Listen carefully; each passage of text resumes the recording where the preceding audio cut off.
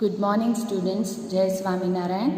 આજે આપણે કોસ્ટ એકાઉન્ટનું બીજું યુનિટ સ્ટાર્ટ કરીશું. બીજા યુનિટમાં બે ચેપ્ટર છે, માલ સામાનના હિસાબો 1 અને માલ સામાનના હિસાબો 2. એકદમ સાવ સહેલું યુનિટ અને સ્કોરિંગ યુનિટ જેને કહી શકાય કે એમાં બધાને આવડે એવું. ક્લિયર? હવે માલ સામાન 1 છે એ આખું ફોર્મ્યુલા બેઝ છે, એટલે સૂત્રો યાદ રાખશો તો ચેપ્ટર આવડી જશે, નહીંતર સૂત્રો યાદ ન રહ્યા તો ચેપ્ટર પછી માહિતી તો બધી આપેલી જ હોય છે, જનરલી પુટ કરવાની હોય છે. પણ અને બીજું માલ સામાન 2 છે એ આખું સ્ટેટમેન્ટ બેઝ પત્રક બનાવવાના આવશે, એ પણ સાવ જ સરળ છે. એટલે ખાસ કરીને કહી દઉં, દરેક વિદ્યાર્થીઓ, હોશિયાર વિદ્યાર્થીઓ એના માટે પણ અને એવરેજ વિદ્યાર્થીઓ એના માટે પણ બીજું યુનિટ કોસ્ટ એકાઉન્ટનું સ્કોરિંગ કહી શકાય. માલ સામાનના હિસાબો 1 આજે સ્ટાર્ટ કરીશું. હવે માલ સામાન પહેલે તો શું એ આપણે ખબર છે કે વસ્તુ બનાવવા માટે જે વસ્તુ કોઈ પણ તૈયાર માલ બનાવવા માટે જે કાચી વસ્તુ વાપરીએ છીએ, અને આમ જનરલી એક વસ્તુમાં 50%થી વધુ હિસ્સો તો શેનો હોય છે? માલ સામાન પડતરનો હોય છે. એટલે દરેક કંપનીએ કે દરેક પેઢીએ માલ સામાનના પ્રશ્નો વિચારવા પડે. હવે વ્યાખ્યા ઓલરેડી ખબર જ છે કે એવો ભાગ કે જે પ્રાથમિક પડતરમાં મહત્વનો ભાગ ધરાવે છે અને વસ્તુમાં મેઇન જેનો હિસ્સો રહેલો હોય છે. પછી વાત કરીએ એના પ્રકાર વિશે, તો માલ સામાનના પ્રકાર બે રીતે પાડી શકીએ. એક તો ઉપયોગના આધારે અને એક એનું લક્ષણ કેવું છે એના આધારે. તો ઉપયોગના આધારે બે પ્રકાર પાડી શકીએ, પ્રત્યક્ષ માલ સામાન અને પરોક્ષ માલ સામાન, જે આપણે ડિટેલ આપણે યુનિટ 1માં ભણ્યા જ છીએ, એટલે એ રિપીટ નહીં કરું. પણ માલ સામાન લક્ષણના આધારે જોઈએ તો અલગ અલગ પ્રકાર 8 પ્રકાર પડે છે, અને આમાં માઇનોર ડિફરન્સ છે, એટલે આપણે થોડુંક વ્યવસ્થિત રીતે જોઈ લઈએ. પહેલું છે કાચો માલ સામાન. હવે કાચો માલ કોને કહેવાય? તો કે જે માલ સામાન સામાન્ય રીતે બહારથી ખરીદવામાં આવે છે, જેના પર કારખાનામાં કોઈ પ્રક્રિયા કે ઉત્પાદન કરવાનું હોય, અને જે વસ્તુનો જ એક ભાગ બને છે, તેને આપણે શું કહીએ છીએ? કાચો માલ સામાન કહીએ છીએ, જેને પ્રત્યક્ષ કે સીધો માલ સામાન પણ કહેવાય. દાખલા તરીકે આપણે એમ કહીએ પેન્સિલ બનાવી છે, તો આપણે લાકડું એ શું કહેવાય? કાચો માલ સામાન કહેવાય, જેના ઉપર પ્રક્રિયા બધી થશે પછી એ તૈયાર માલ બનશે. ક્લિયર? બીજું છે આંતરિક ભાગો. જ્યારે કોઈ વસ્તુ તૈયાર કરવા 2 કે તેથી વધુ છૂટા ભાગો જોડવાના હોય, ત્યારે તે ભાગો કાં તો બહારથી ખરીદવામાં આવે છે અથવા કારખાનામાં બનાવવામાં આવે છે, અને તેના પર હવે બીજી કોઈ પ્રક્રિયા કરવામાં આવતી નથી, પરંતુ આવા ભાગોને જોડીને છેવટની વસ્તુ તૈયાર કરવામાં આવે છે, તેને આંતરિક ભાગો કહે છે. દાખલા તરીકે આપણે જનરલી જે ઇલેક્ટ્રોનિક વસ્તુ હોય અમુક, એમાં એવું કરતા હોય છે કે તૈયાર કોમ્પોનન્ટ રેડી છે, આંતરિક નાના ભાગો રેડી છે, પણ જેને ભેગા કરીને કે જોડીને એક વસ્તુ બનતી હોય તો એને આપણે શું કહીએ છીએ? એ નાના ભાગને આપણે કોમ્પોનન્ટ પાર્ટ કે આંતરિક ભાગો કહીએ છીએ. ત્રીજું છે અંશતઃ તૈયાર માલ. નામ ઉપરથી જ ખબર પડે, અંશતઃ તૈયાર એટલે પૂરો તૈયાર થયો નથી, જેના ઉપર થોડીક પ્રક્રિયા થઈ છે અને થોડીક બાકી છે. જે માલ પર કોઈ એક યા વધુ પ્રક્રિયાઓ થઈ ગઈ હોય અને એક કે વધુ પ્રક્રિયા કરવાની હજુ બાકી હોય, તેવા માલને અંશતઃ તૈયાર માલ કહે છે. ચોથું છે તૈયાર માલ. નામ ઉપરથી જ ખબર પડે, રેડી થઈ ગયું છે, જે અત્યારે વેચાણ માટે તૈયાર છે. જે માલ પર હવે કોઈ પ્રક્રિયા કરવાની બાકી નથી અને જે વેચાણ માટે તૈયાર છે, તેને આપણે શું કહીએ છીએ? તૈયાર માલ કહીએ છીએ. પછી છે પાંચમું પરચુરણ માલ સામગ્રી. હવે આ આંતરિક ભાગો અને પરચુરણ માલ સામગ્રી તેમજ ચાલુ કામ અને અંશતઃ તૈયાર માલમાં ઘણા બધા ભૂલ કરતા હોય છે, એટલે જ મેં આ કોન્સેપ્ટ લીધો છે. પરચુરણ માલ સામગ્રી કોને કહેવાય? જે નાની વસ્તુઓ હોય જે ઉત્પાદન કાર્યમાં વપરાતી હોય. દાખલા તરીકે ઓઇલ, ગ્રીસ, સાફ સૂફી માટેનું રૂ, ગાભા વગેરે પરચુરણ માલ સામગ્રી કે વપરાઈ જતી માલ સામગ્રી કહેવામાં આવે છે. તે વેચાણ માટે નથી હોતી, પરંતુ ઉત્પાદન કાર્યને મદદરૂપ થવા માટે હોય છે, એને પરોક્ષ માલ સામાન કહેવામાં આવતું હોય છે. છઠ્ઠું છે ભંગાર. નામ ઉપરથી જ ખબર પડે, કોઈ પણ ઉત્પાદન દરમિયાન પડેલ કચરો કે જે વેચી શકાય એમ ન હોય, કે બગડેલો હોય કે ખામીવાળો માલ સામાન હોય, એને આપણે ભંગાર તરીકે ઓળખીએ છીએ, જેનું કાંઈ જનરલી ઓછી કિંમત અથવા નહિવત કિંમત ઉપજતી હોય. સાતમું છે ચાલુ કામ. ચાલુ કામ અત્યારે જેના પર કામ ચાલુ છે, એટલે કોઈ એક પ્રક્રિયામાં રોકાયેલો માલ કે જેના પર તે પ્રક્રિયા હજુ પણ અધૂરી હોય કે પૂરી ન થઈ હોય, તેને આપણે ચાલુ કામ કહીએ છીએ. હવે આ અંશતઃ તૈયાર માલ ને ચાલુ કામમાં શું ફરક છે? તો કે અંશતઃ તૈયાર માલ એટલે એવો માલ, બંનેમાં એક વસ્તુ તો છે કે થોડીક પ્રક્રિયા થઈ ગઈ છે અને થોડીક બાકી છે. પણ અંશ તૈયાર માલ એટલે એવો માલ કે જેના ઉપર પ્રક્રિયા થઈ ગઈ છે, હજી બીજી પ્રક્રિયા કરવાની બાકી છે, ત્યાં સુધી ગોડાઉનમાં પડ્યો છે.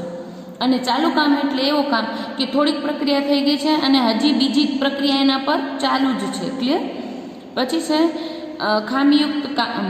ખામીયુક્ત એટલે કે ઘણીવાર આપણે બજારમાં જતા હોઈએ તો થોડીક ડિફેક્ટિવ હોય ને આપણે સસ્તામાં લેતા હોઈએ છીએ, તો એવી તૈયાર થયેલી વસ્તુ કે જેના ઉપર કાં તો ખામીના કારણે ઓછા ભાવમાં વેચાશે અથવા તો એના ઉપર હજી ખામી સુધારીને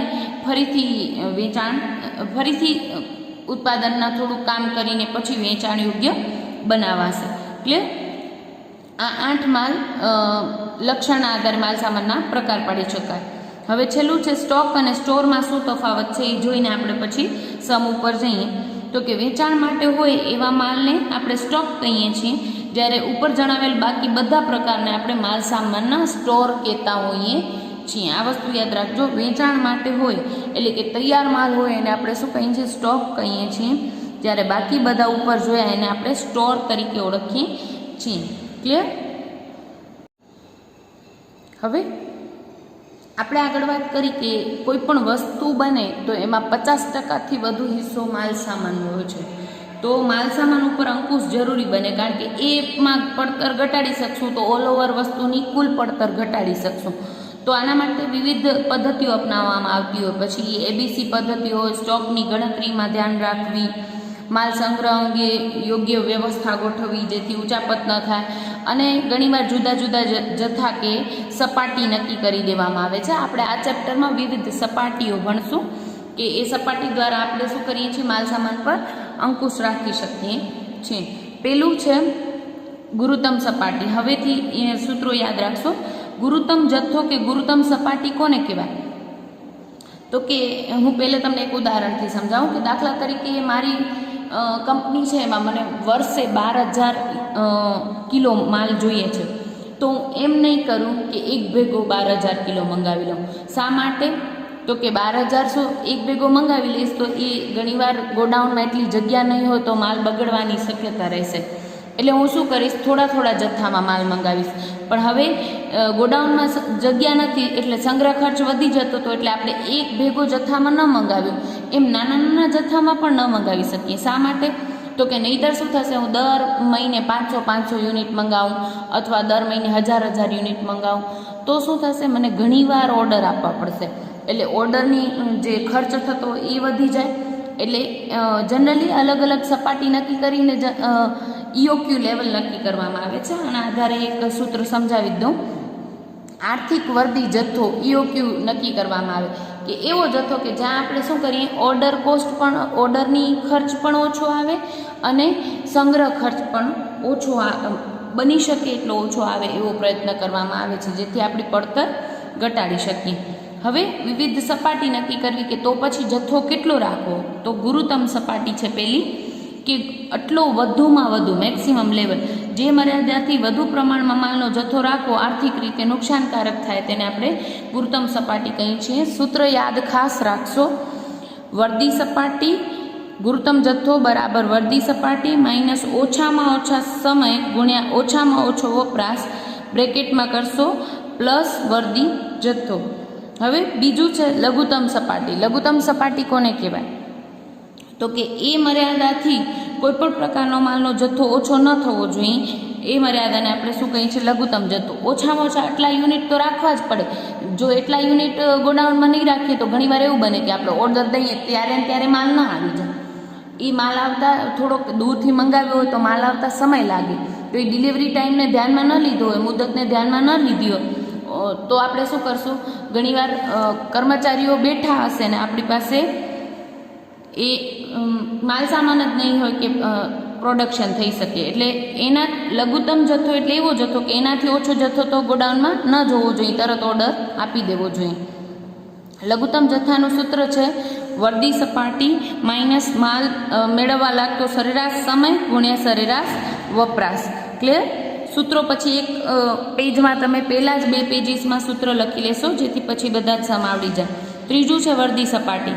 વર્દી સપાટીનું સૂત્ર છે એટલે વર્દી સપાટી એટલે શું? જ્યારે સ્ટોર વિભાગમાં સ્ટોક અમુક સપાટી સુધી ઘટે ત્યારે સ્ટોર કીપરે તરત જ ઓર્ડર આપી દેવો જોઈએ. એ સપાટીને આપણે શું કહીએ છીએ? વર્દી સપાટી કહીએ છીએ. કે ભાઈ 5000 યુનિટ કે 2000 યુનિટ આપણે જે ડિસાઇડ કરશું આપણા માલ સામાનના ઉપયોગને આધારે, તો એટલા યુનિટ ગોડાઉનમાં માલ પહોંચે એટલે ઓર્ડર આપી દેવાનો, જેથી આપણું પ્રોડક્શન ન અટકે અને સમયસર માલ આવી જાય. વર્દી સપાટી શોધવાનું સૂત્ર છે વધુમાં વધુ વપરાશ ગુણ્યા વધુમાં વધુ સમય. હવે લઘુત્તમ જથ્થામાં પણ પહેલે સૂત્રમાં આવ્યું વર્દી સપાટી અને ગુરુત્તમ જથ્થામાં પણ પહેલે આવ્યું વર્દી સપાટી. એટલે તમારે પહેલે દરેક સમ આવે ને તો પહેલે વર્દી સપાટી અને EOQ શોધી લેવાનું, પછી બીજા બધા શોધવાના રહેશે. એના પછી છે ભય સપાટી. ભય સપાટી કોને કહેવાય? તો કે આ લઘુત્તમ મર્યાદાથી પણ લઘુત્તમ જથ્થાથી પણ નીચેની સપાટી છે કે એટલી સુધી સ્ટોક પહોંચી જશે તો તરત ઓર્ડર આપવો પડશે, નહીંતર માલ પ્રોડક્શન અટકી જશે. એટલે ભય સપાટી શોધવાનું સૂત્ર છે સરેરાશ વપરાશ ગુણ્યા તાત્કાલિક ખરીદીની વધુમાં વધુ મુદ્દત. તરત જ ઓર્ડર આપવું પડશે. એ વધુમાં વધુ કેટલા ટાઈમમાં આવી જશે એ મુદ્દતને આપણે મલ્ટીપ્લાય કરશું. પાંચમું છે વર્દી જથ્થો. આ ચેપ્ટરનો મેઇન ટોપિક આ વસ્તુ, જેને ઇકોનોમિક ઓર્ડર ક્વોન્ટિટી એટલે EOQ તરીકે ઓળખાતું હોય છે. EOQ તમને શોધવાનું મોસ્ટ ઓફ સમમાં શોધવાનું જશે. એટલે EOQ અને વર્દી સપાટી તો દરેક સમમાં મોસ્ટ ઓફ જોઈશે જ. વર્દી જથ્થો એટલે એવો પ્રથમ તો અમુક પ્રકારના માલનો ઓછામાં ઓછો અમુક જથ્થામાં પ્રાપ્ત થતો હોય તેને આપણે વર્દી જથ્થો કહીએ છીએ. અને બીજા અર્થમાં મેઇન આની વ્યાખ્યા યાદ રાખશો. ખરીદી માટે ઓછામાં ઓછો સૌથી વધુ ફાયદાકારક જથ્થો જે હોઈ શકે તેને આપણે વર્દી જથ્થો કે આર્થિક વર્દી જથ્થો કહેવામાં આવે છે. જેમાં ઓર્ડરનો ખર્ચ અને સંગ્રહ ખર્ચ બંને મિનિમમ આવે એને આપણે શું કહીએ છીએ? વર્દી જથ્થો કહીએ છીએ. હવે એનું સૂત્ર જોઈએ તો EOQ બરાબર √2AO / C. સૂત્ર યાદ રાખશો, જેમાં 2 પછી A નો મિનિંગ છે એન્યુઅલ કન્ઝપ્શન, એટલે કે એન્યુઅલ એ ઉપરથી યાદ રાખશો વાર્ષિક વપરાશ. વાર્ષિક ઉપર અંડરલાઈન એટલે કરું છું કારણ કે સમમાં તમને ક્યારેક 2 મહિનાનો વપરાશ આપેલો હોય, ક્યારેક 3 મહિનાનો, ક્યારેક 6 મહિનાનો. આપણે અહીંયા એ એટલે એન્યુઅલ કન્ઝપ્શન એટલે વાર્ષિકમાં લેવાનું રહેશે. O એટલે ઓર્ડર મૂકવાનો ખર્ચ એટલે વર્દી દીઠ ખર્ચ જે તમને સમમાં આપેલો હશે. C એટલે કેરિંગ કોસ્ટ, નામ ઉપરથી યાદ રાખશો કેરિંગ કોસ્ટ એટલે એકમ દીઠ વાર્ષિક માલ વહનનો ખર્ચ અથવા તો સંગ્રહ ખર્ચ જેને આપણે કહી શકીએ. હવે ઘણીવાર C વહન ખર્ચ છે ને એ તમને ક્યારેક ટકાવારીમાં આપેલો હોય. જો વહન ખર્ચ ટકાવારીમાં આપ્યો હોય તો તમારું સૂત્રમાં થોડો ચેન્જ આવશે. EOQ = 2AO / C ને P થઈ જશે, CP. હવે અહીંયા C પર્સન્ટેજમાં હશે અને P એટલે કે પ્રાઇસ, તમને એકમ દીઠ કિંમત આપેલી હશે એ તમારે લઈ લેવાની રહેશે. છઠ્ઠું સૂત્ર છે સલામતી જથ્થો, સેફ્ટી સ્ટોક. માલસામાન પર અંકુશ રાખવાના દ્રષ્ટિકોણથી સલામતી જથ્થો નક્કી કરવો જરૂરી બને. જ્યારે ઓર્ડર મૂકેલો માલ મેળવવા સામાન્ય કરતાં વધારે સમય લાગે ત્યારે સલામતી જથ્થો મદદે આવે અને ઉત્પાદન બંધ થતું અટકાવે છે. એટલે સલામતી જથ્થો આપણે શોધી લેવો જોઈએ કે આટલો હશે તો પ્રોડક્શન આપણું અટકશે નહીં. સલામતી જથ્થો શોધવાનું સૂત્ર છે વધુમાં વધુ વપરાશ ગુણ્યા માલ મેળવવામાં લાગતો વધુમાં વધુ સમય માઇનસ સરેરાશ સમય. ક્લિયર? સૂત્ર તમને પેજ નંબર 81 ઉપર આપેલા છે, એ લખી લેશો બધા જ સૂત્રો. વર્દી સપાટીનું ખાસ, EOQ ખાસ, પછી લઘુત્તમ જથ્થો, ગુરુત્તમ જથ્થો, ભય સપાટી અને સલામતી જથ્થો. તેમજ એક એક્સ્ટ્રા સૂત્ર તમે લખી લેજો કારણ કે આમાં ઘણી બુકમાં અમુક સમમાં ભૂલ છે. તો સરેરાશ સપાટીનું સૂત્ર લખી લેશો. સરેરાશ સપાટી શોધવાની હોય તો લઘુત્તમ સપાટી પ્લસ 1/2 વર્દી જથ્થો જેને આપણે EOQ કહીએ છીએ. ક્લિયર? સમમાં આવશે ત્યારે હું ફરીથી રિપીટ તો આ કરીશ જ, પણ આ લખી પણ લેશો. એટલે તમારે 7 સૂત્રો લખી નાખવાના છે પહેલે અને પછી આગળ સમ કરશું. આજે હું EOQના સમ લઉં છું જેથી એક સૂત્ર આજે પાકું થઈ જાય. ક્લિયર? Sum number 3. એક ફાઉન્ડ્રીમાં કોલસાની વપરાશની નીચે પ્રમાણે માહિતી આપેલી છે, તેના ઉપરથી આર્થિક વર્દી જથ્થો નક્કી કરો. આર્થિક વર્દી જથ્થો એટલે EOQ નક્કી કરો. ઇકોનોમિક ઓર્ડર ક્વોન્ટિટી તમને આપેલું છે માહિતીમાં વર્ષ દરમિયાન વપરાશ 10,000 કિલો, વર્ષ દરમિયાન આપણે વર્ષનું જ જોઈએ છે. વાર્ષિક વહન ખર્ચ 10%, વર્દી મૂકવા માટેનો ખર્ચ 8 રૂપિયા અને કિલો દીઠ કોલસાની કિંમત 40 પૈસા. ક્લિયર? સૂત્ર આપણે ખબર જ છે ઓલરેડી, EOQ આર્થિક વર્દી જથ્થોનો સૂત્ર છે √2AO / C. પણ અહીંયા આપણે જોયું કે આપણે વાર્ષિક વહન ખર્ચ 10%, કેરિંગ કોસ્ટ C આપણે પર્સન્ટેજમાં આપ્યું હોય તો આપણે શું કરીએ છીએ સૂત્રમાં CP કરીએ છીએ. હવે મૂકી દઈએ કિંમતો. 2A એટલે એન્યુઅલ વપરાશ. એન્યુઅલ વપરાશ કેટલો આપેલો છે આપણે સમમાં? તો કે 10,000 કિલો આપેલો છે એટલે આપણે લખશું 10,000. પછી O એટલે ઓર્ડર મૂકવાનો ખર્ચ, વર્દી મૂકવાનો ખર્ચ, જે તમને કેટલો આપેલો છે 8 રૂપિયા. વર્દી મૂકવાનો ખર્ચ 8 રૂપિયા આપેલો છે એટલે કરશું × 8. CP એટલે વહન ખર્ચ, કેરિંગ કોસ્ટ C વહન ખર્ચ આપેલો છે 10%. 10%ને આપણે શું કહીએ 10/100 એટલે 10/100 એટલે શું આવે 0.10 લખી શકીએ. અને P એટલે કે પ્રાઇસ એટલે કે એકમ દીઠ કિંમત, જે તમને કોલસાની કિલો દીઠ કિંમત આપી છે 40 પૈસા આપી છે, રૂપિયા નથી આપી, પૈસા એટલે 0.40 લખશું. સાદુરૂપ આપી દઈએ. સૂત્રમાં બધી જ કિંમતો મૂક્યા પછી સાદુરૂપ આપીએ તો 2 × 10,000 × 8 એટલે મળશે આપણે 1,60,000 ભાગ્યા 0.10 × 0.40 એટલે મળશે 0.04. 1,60,000 ભાગ્યા 0.04 એટલે મળશે આપણે 40 લાખ. અને એનો રૂટ કાઢીએ એટલે મળશે 2,000 એકમો. આ 2,000 એકમો એટલે એવા એકમો કે જ્યાં વહન ખર્ચ અને ઓર્ડરનો ખર્ચ મિનિમમ આવે. હવે આપણે અહીંયા વાર્ષિક એકમો કેટલા જોઈતા હતા 10,000. હવે આપણે 1,000 મંગાવી તો ઓર્ડર 10 વખત દેવો પડે તો આપણી ઓર્ડર કોસ્ટ વધી જાય. જ્યારે આપણે શું કરીએ કે 5,000 એકમો 2 વખત જ વર્ષમાં ઓર્ડર આપીએ તો આપણો વહન ખર્ચ વધી જાય. એટલે એવું ન બને. એટલે EOQ એટલે એવો જથ્થો કે જ્યાં વહન ખર્ચ અને ઓર્ડર મૂકવાનો ખર્ચ બંને મિનિમમ થાય. એટલે એ આપણું આવ્યું 2,000 એકમો.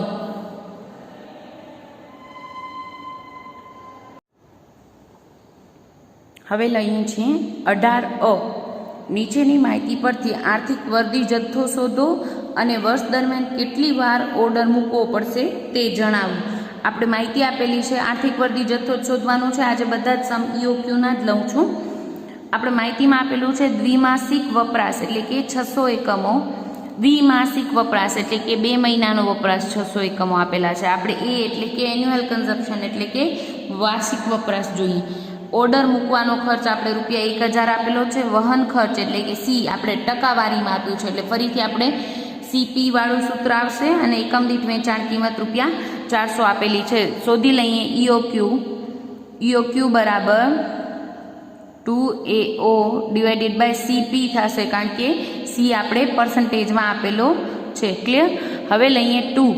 A એટલે એન્યુઅલ કન્ઝપ્શન, એન્યુઅલ વાર્ષિક જોઈએ આપણે. અહીંયા શું આપેલું છે દ્વિમાસિક વપરાશ 600 એકમો આપેલો છે. દ્વિમાસિક એટલે 2 મહિનામાં 600 એકમો જોઈશે. તો આપણે 12 મહિનામાં કેટલા જોઈએ શોધી લઈએ. તો 2 મહિનામાં 600 એકમો તો 12 મહિનામાં કેટલા? આવી રીતે તમે ત્રિપદી માંડીને શોધી શકો. 12 × 600 ભાગ્યા 2 એટલે તમને મળી જશે 3600 એકમો. બીજી એમ પણ કહી શકાય કે 2 મહિનાનું 600 તો 12 મહિનાનું કેટલું? તો કે 2 મહિનાના સેટ કેટલા આવે 12 મહિનામાં? 6 વખત. 2 મહિનાના સેટ કેટલા આવે 12 મહિનામાં? 6 વખત. એટલે 600 × 6 કરીએ તો પણ આપણે શું મળે? 3600 એકમો મળી જાય. ક્લિયર? તો આવી રીતે પણ તમે શોધી શકો. પણ આ બધાને યાદ જ રહી જશે. 2 મહિનામાં 600 એકમો તો 12 મહિનામાં કેટલા? 3600 એકમો લખી નાખશું. એ આપણું 3600 એકમો. O એટલે ઓર્ડર મૂકવાનો ખર્ચ જે તમને ઓલરેડી આપેલો છે ₹1000 એટલે આપણે લખશું 1000. ભાગ્યા સીપી, સી એટલે વહન ખર્ચ, કેરિંગ કોસ્ટ કેટલી આપેલી છે 5%, 5% એટલે 0.05, પી એટલે પ્રાઇસ વેચાણ કિંમત આપેલી છે તમને એકમ દીઠ કેટલી 400 રૂપિયા. સિમ્પ્લિફાઈ કરી નાખીએ આને, રૂટ એમના એમ 2 ગુણ્યા 3600 ગુણ્યા 1000 એટલે તમને મળશે 72 લાખ ભાગ્યા 400 ગુણ્યા 0.05 એટલે તમને મળશે 20. 72 લાખ ભાગ્યા 20 કરીએ એટલે તમને મળશે 3,60,000 અને એનું રૂટ કાઢશો એટલે તમને મળશે 600 એકમો. આ 600 એકમો આપણું શું કહેવાય આર્થિક વર્ધી જથ્થો. દરેક વખતે 600 એકમો મંગાવવા જોઈએ. ક્લિયર? હવે બીજું એમ પણ પૂછ્યું હતું આર્થિક વર્ધી જથ્થો શોધો અને વર્ષ દરમિયાન કેટલી વાર ઓર્ડર મૂકવો પડશે તે પણ જણાવો. હવે વર્ષમાં કેટલી વાર, એક વખતમાં 600 મંગાવવાના છે અને વાર્ષિક વપરાશ આપણો કેટલો છે જે હમણાં આપણે શોધ્યો 3600 એકમો, તો કેટલી વાર ઓર્ડર મૂકવો પડે તો કે 3600 ભાગ્યા 600 એટલે કે 6 વખત ઓર્ડર મૂકવો પડશે. આમ પણ કહી શકો 600 એકમો એક વખતના ઓર્ડરમાં તો 3600 એકમો કેટલી વારમાં એટલે 6 વખત તમને ઓર્ડર આપવો પડશે. સમ નંબર 22 બ લઈએ છીએ. 22 બ નીચે આપેલી માહિતી ઉપરથી આર્થિક વર્ધી જથ્થો શોધો. ત્રિમાસિક વપરાશ આપેલો છે. કેટલો? ત્રિમાસિક એટલે 3 મહિનામાં 900 એકમો જોઈશે. ઓર્ડર મૂકવાનો ખર્ચ 1000, વહન ખર્ચ 5% અને એકમ દીઠ કિંમત તમને 400 આપેલી છે. ફરીથી એવો જ સમ લીધો છે, રકમ પણ જનરલી સેમ જ છે, ખાલી ત્યાં શું હતું 18 એમાં તમને 2 મહિનાનો એટલે દ્વિમાસિક તમને વપરાશ આપેલો હતો 600 એકમો. અહીંયા ત્રિમાસિક એટલે કે ઘણીવાર આપણે 3 મહિનાનો વપરાશ આપેલો. આપણે એ યાદ રાખવાનું છે કે 2AO ડિવાઇડેડ બાય CPમાં એનો મિનિંગ શું થાય છે એન્યુઅલ કન્ઝપ્શન એટલે કે વાર્ષિક વપરાશ. તો આપણે વાર્ષિક એકમો કેટલા જોઈશે એ જ મૂકવાના છે. ત્રિમાસિક વપરાશ 900 એકમો, ઓર્ડર મૂકવાનો ખર્ચ ને એ બધું સેમ જ છે, ગયા સમ જેમ જ લઈ લઈએ. EOQ બરાબર 2AO divided by CP. 2A આપણું કેટલું છે એન્યુઅલ કન્ઝપ્શન નથી આપેલું, એમ કીધું છે ત્રિમાસિક વપરાશ 900 એકમો, 3 મહિનાના 900 એકમો જોઈશે. તો આપણે શું કહી શકીએ 3 મહિને 900 એકમો તો 12 મહિનામાં કેટલા? તો આપણે શું કરશું 900 ગુણ્યા 12 ભાગ્યા 3 એટલે મળશે આપણે 3600 એકમો. ક્લિયર? આમ પણ કહી શકીએ, આ બધાને સરળતાથી યાદ રહી જશે એટલે આ મેથડ આપણે કન્ટિન્યુ કરશું, પણ આપણે આમ પણ ઓરલી પણ કરી શકીએ મોઢે પણ કે 3 મહિનામાં 900 તો 3 મહિના કેટલી વાર આવે 12 મહિનામાં 4 વખત. એટલે આપણે એમ પણ કહી શકીએ 3 મહિનાના 900 ગુણ્યા 4 વખત ઓર્ડર 3 મહિનાના 4 સેટ એટલે 9×3600 એકમો આમ પણ કહી શકીએ. ક્લિયર? 2AO એ એટલે આપણું મળ્યું ગયું 3600 એકમો ગુણ્યા ઓર્ડરિંગ કોસ્ટ એટલે કે ઓર્ડર મૂકવાનો વર્ધી મૂકવાનો ખર્ચ કેટલો આપેલો છે 1000 તમને આપેલો છે. સી આપેલું છે 5%, વહન ખર્ચ 0.05 અને એકમ દીઠ કિંમત 400. આ ઓલરેડી 18 એ જેવો જ છે એટલે હવે સિમ્પ્લિફાઈ આપણે નથી કરતા, સેમ જ આન્સર આવશે.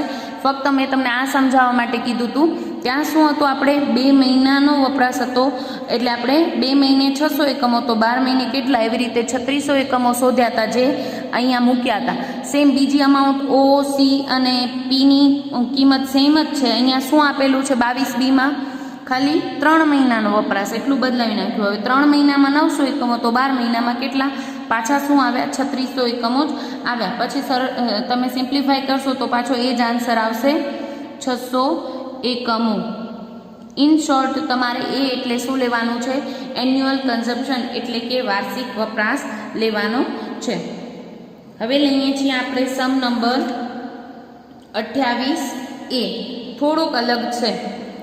28A લઈએ છીએ. નીચેની વિગત પરથી આર્થિક વર્ધી જથ્થો શોધો. આર્થિક વર્ધી જથ્થો શોધવાનો જ છે. માસિક વપરાશ આપેલો છે. હવે અહીંયા શું આપેલું છે એક મહિનાનો વપરાશ કેટલો? 4000 એકમો. એકમ દીઠ કિંમત તમને આપી છે 40 રૂપિયા. વહન ખર્ચ, હવે અહીંયા ધ્યાન રાખજો, રકમ આપવાની રીત થોડીક અલગ છે. અહીંયા કીધું છે એકમ દીઠ વહન ખર્ચ 1.40 રૂપિયા, એકમ દીઠ વીમા ખર્ચ 2 રૂપિયા, એકમ દીઠ સંગ્રહ ખર્ચ 60 પૈસા. ઓર્ડર મૂકવાનો ખર્ચ તમને ઓ આપેલું છે 30 રૂપિયા. હવે આપણે ખબર છે ઓર્ડર મૂકવાનો ખર્ચ એટલે ઓ મળી ગયું. પછી એકમ દીઠ કિંમત આપી છે 40 રૂપિયા એટલે પી મળી ગયું. પણ પી ક્યારે જોઈશે? જ્યારે સી આપણે ટકાવારીમાં આપી હોય. પણ અહીંયા તો વહન ખર્ચ રૂપિયામાં જ આપેલો છે એટલે આપણે પીની કોઈ જરૂર જ નથી, એક્સ્ટ્રા માહિતી તરીકે તમને આપેલું છે. હવે મેઇન વાત આ છે, વહન ખર્ચ, વીમા ખર્ચ અને સંગ્રહ ખર્ચ બધું શું કહેવાય? કેરિંગ કોસ્ટ જ કહેવાય. સી એટલે શું? કેરિંગ કોસ્ટ એટલે કે માલ સાચવવા માટે જે ખર્ચ કરવો પડે એને આપણે સી એટલે કે કેરિંગ કોસ્ટ કહીએ છીએ. તો વહન ખર્ચ, પછી માલ આપણે ગોડાઉનમાં રાખ્યો તો વીમો લેવો પડે એ ખર્ચ 2 રૂપિયા, અને સંગ્રહ ખર્ચ માલ સાચવવાનો ખર્ચ 60 પૈસા. આમ ટોટલ 1.40 રૂપિયા, 1.40, 2 અને 0.60 ત્રણેયનું ટોટલ કરશો એટલે તમને શું મળશે? 4 રૂપિયા, જે તમારું શું આવશે? સી. અને યાદ રાખીએ સી રૂપિયામાં જ હોય તો આપણે પીની જરૂર નથી સૂત્રમાં. ક્લિયર? કરીએ સ્ટાર્ટ. 28A. હવે સૂત્ર લખીએ. 28A માં સૂત્ર શું થશે? EOQ આર્થિક વર્દી જથ્થો 2AO ડિવાઇડેડ બાય, હવે શું આવી જશે? સી. સી પીની જરૂર નહીં પડે. શું કામ? કારણ કે સી આપણે રૂપિયામાં જ આપેલું. સી જ્યારે ટકાવારીમાં હોય ત્યારે તમારી કિંમત તરીકે અહીંયા પી લખી દેવું પડે. મૂકી દઈએ કિંમતો જે આપેલી છે. 2A આપણે વાર્ષિક વપરાશ કેટલો આપેલો છે? આપણે માસિક વપરાશ આપ્યો છે 4000 એકમો. એટલે આપણે ફરીથી વાર્ષિક જોઈશે. આપણે શું કહીશું? માસિક વપરાશ. એક મહિનાનું 4000 એકમો આપેલું છે તો આપણે 12 મહિનામાં કેટલા એકમો જોઈશે? કેટલા થશે? 1248,000 એકમો. મૂકી દઈએ એ એન્યુઅલ કન્ઝપ્શન 48,000 ગુણ્યા ઓ એટલે ઓર્ડરિંગ કોસ્ટ એટલે કે ઓર્ડર મૂકવાનો ખર્ચ. છેલ્લે તમને આપેલો છે ઓર્ડર મૂકવાનો ખર્ચ 30 રૂપિયા એટલે મૂકી દઈએ 30 રૂપિયા. અને સી એટલે કે કેરિંગ કોસ્ટ, સી આપેલું છે આપણે 3, વહન ખર્ચ આપ્યો છે 1.40, પછી થોડું નીચે લખીએ જેથી પછી ઓનું સિમ્પ્લિફાય ત્યાં જ થઈ જાય. 1.40 પ્લસ 2 પ્લસ 0.60 એટલે કે 4 રૂપિયા ટોટલ વહન ખર્ચ આવે છે. અહીંયા કરશું 4. સાદું રૂપ આપી દઈએ. 2 ગુણ્યા 48,000 ગુણ્યા 30 એટલે મળશે તમને 28,80,000 ભાગ્યા 4 એટલે તમને મળશે રૂટમાં જ વર્ગમૂળમાં 7,20,000 વર્ગમૂળ કાઢશો એટલે તમને મળશે 848.53 જેવા આવે છે. હવે મેઇન વસ્તુ એ છે અહીંયા એકમો મંગાવીએ તો ઓર્ડર કાંઈ પોઈન્ટમાં તો આપીએ નહીં એટલે આપણે શું કરી નાખશું? 849 એકમો. હવે અહીંયા તો 0.50 ઉપર હતું એટલે જ આપણે 49 કર્યા 848ના, પણ 0.20 હોત ને તો પણ આપણે કેટલા કરત? 849. શું કામ? કે આપણે કંઈ પોઈન્ટમાં તો મંગાવી જ નહીં શકીએ એટલે રાઉન્ડ ઓફ કરવું જ પડે. એટલે 849 એકમો આપણે આર્થિક વર્દી જથ્થો આવશે. Thank you.